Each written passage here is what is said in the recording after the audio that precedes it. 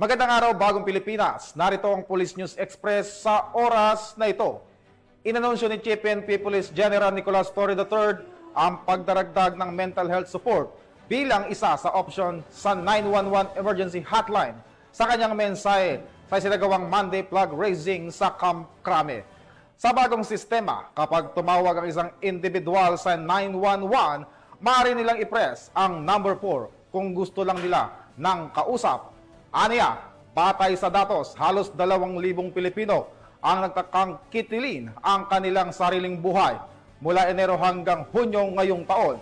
Ibinahagi rin ng hepe na noong siya ay District Director. Personal siyang nakasaksi ng masaklap na epekto ng kawalan ng mental health support na nag-udyok sa kanya na itulak ang 911 Press 4 Initiative.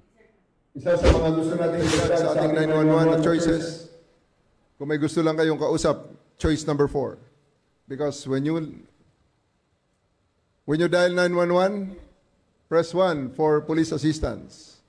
Press 2 for fire assistance. Press 3 for health emergencies. And press 4 kung may gusto lang kayong kausap. That will be for mental health. Yung press 4 na may gustong kausap ay we are in talks now with various groups and volunteers na pag may isang tao na nag-dial ng 911 at pinindot ang number 4, siya ay ko-connect ng ating operator sa mga groups na kausap natin na handang tumanggap ng mga tawag na yon.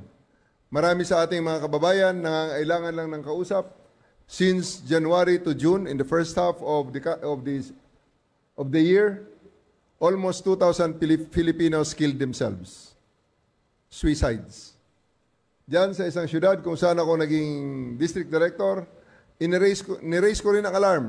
Dahil nung aking tenure, sa isang buwan, merong 15 na nagpakamatay. That is 1 every 2 days.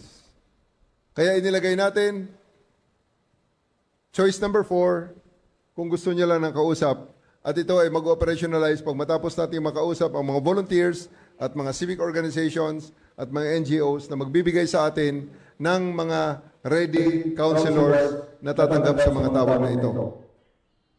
Ibinahagi rin ni Police General Torre na kasalukuyang inimbestigahan ng Anti-Cybercrime Group ng PNP ang dumaraming kaso ng bullying at cybercrimes. Isa rin sa nagtulak sa kabataan para saktan ang sarili. Giit niya, hindi papayag ang PNP na yurakan ang dignidad ng mga Pilipino. Isang portion ng papakamatay ay naging biktima ng bullying. Both physical bullying at online bullying.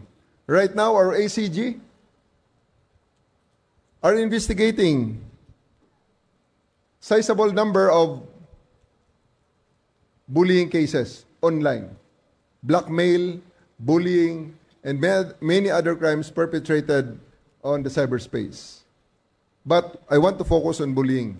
Bullying ay isa sa mga nakakasira ng pag-grow ng ating mga bata, ng mga kabataan, at sa mga matatanda naman, ang mga nabubuli, ang iilan sa kanila, yan nga. Nasisirang buhay ang iba na mapakamatay. At para sa iba pang napapanahong balitang pampulisya, laging tumutok sa Police News Network. Alagad ng batas, tagataguyod ng Balitang Pulis. Ako po, si Patrolman Adrian Dayaw, nagbabalita para sa Police News Express.